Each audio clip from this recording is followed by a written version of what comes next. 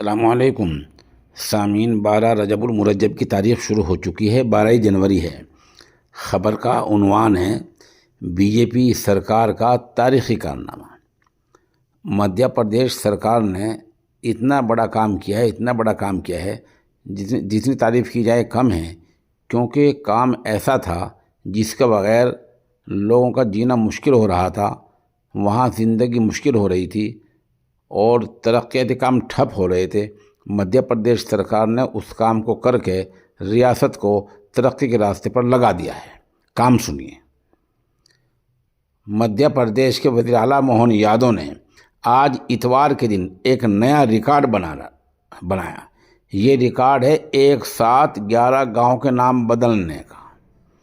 दरअसल वज़ीर आला मोहन यादव इतवार को ज़िला शाहजहाँपुर में थे, जहां उनसे गांव के नाम बदलने का मुतालबा किया गया और उन्होंने स्टेज से ही 11 गांव के नाम बदल दिए। आज वो ऐसे गांव जिनके नाम मुस्लिम समाज के नाम पर थे, उन्हें बदलकर हिंदू नाम कर दिया गया है। मिसाल के तौर पर मोहम्मदपुर मचनाई से मोहनपुर, ढाबला हुसैनपुर का ढाबला राम, मोहम्मदपुर पावड़िया का रामपुर पावड़िया, खजूरी अलाहदाद का खजूरी राम, हाजीपुर का हीरापुर गांव, निपानिया हिशामुद्दीन का निपानिया देव, रिछडी मुरादाबाद का रिछडी, खलीलपुर का रामपुर, घटी मुख्तियारपुर का घट्टी, ऊंचौंद का ऊंचावद, शेखपुरा बेंगी का अवधपुरी।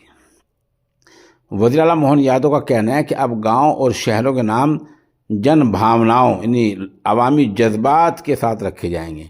लोगों ने मांग रखी कि नाम बदले जाए तो नाम बदल दिए गए।